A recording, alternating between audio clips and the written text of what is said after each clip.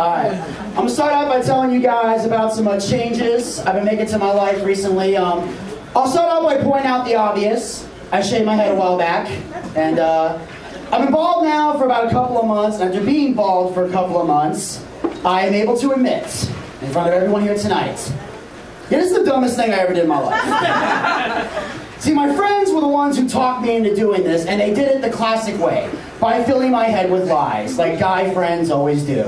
It was pure peer pressure. They were like, yo, Vinny, you gotta shave your head, man, you gotta do it. Come on, I'm telling you, you'll look cool, you'll look badass, the women will think you're sexy. It ended up looking like Uncle Fester from the Addams Family. And now, everywhere I go, I'm required to shove a light bulb in my mouth. Although I have found it gets the party started. And of course, it really made me feel bad because it coincided with a New Year's resolution that I tried, and as you can see, and you'll be able to see I failed miserably, was my resolution was to lose weight. As you can see, very successful at that, apparently. Yeah. And the reason I did that was because back when I had hair, I used to get mistaken for fat celebrities all the time. I would just be walking through the mall, people were constantly running up to me going, oh my God, you're Jonah Hill, I'm your biggest fan. For the record, I have not watched Superbad since that day. And yes, but being fat is something that I struggle with for a great deal of my life. I'm probably the only person on the planet that's ever gained weight while playing Pokemon Go. They said it couldn't be done. I accomplished it.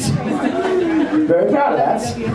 And also, it was something I struggled with for a long time because I've been fat for many years of my life. I've been fat since I was in high school. Here's something I learned. When you're a fat kid in high school, there's only two places you can truly call home. And that's the cafeteria and the wrestling team. That's it. That's all the options we got. Now, I would include the library. They don't allow food in there, so wasn't really a place I could go. I know reading is fundamental, but eating is essential, so if I gotta make a choice, the cafeteria is gonna win every time. And I'll tell you a little bit more about myself. In addition to doing stand-up, and of course I was on the Regular Guys for 4 years, I have another amazing job that I do. I work in the glamorous world of retail, which I'm convinced is a punishment for every sin I have ever committed in a past life.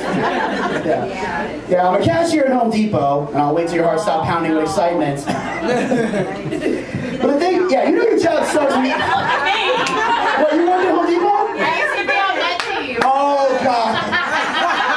So you know exactly what I'm talking about. Yeah, so I'm a cashier. You know my pain, exactly.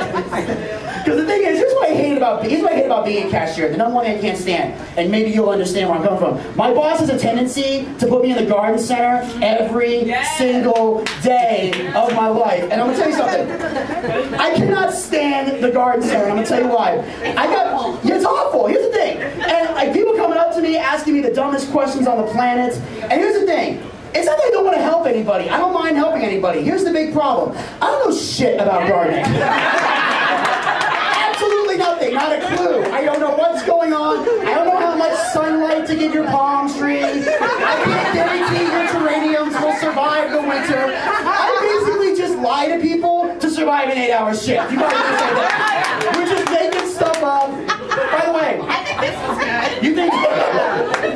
By the way, and she'll tell you another thing. Here's how you know when an employee is bullshitting you, and she'll back me up on this. When you ask them where an item is, and they tell you it's in the back. I'm gonna tell you right now, the only reason we say it's in the back is because we're hoping while you're walking in the back, you'll bump into somebody that'll tell you where it is. We have no idea what the hell is going on. At all.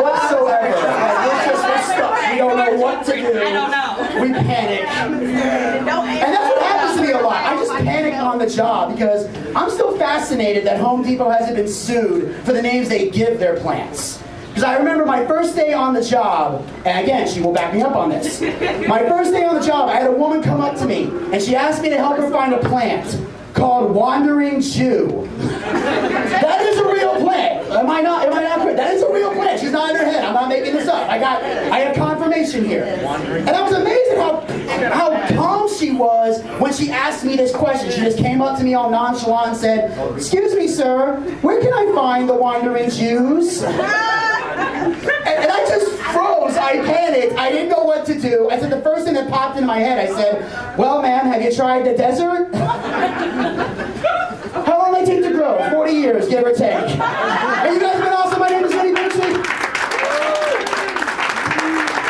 Thank you for supporting Toys For Tots.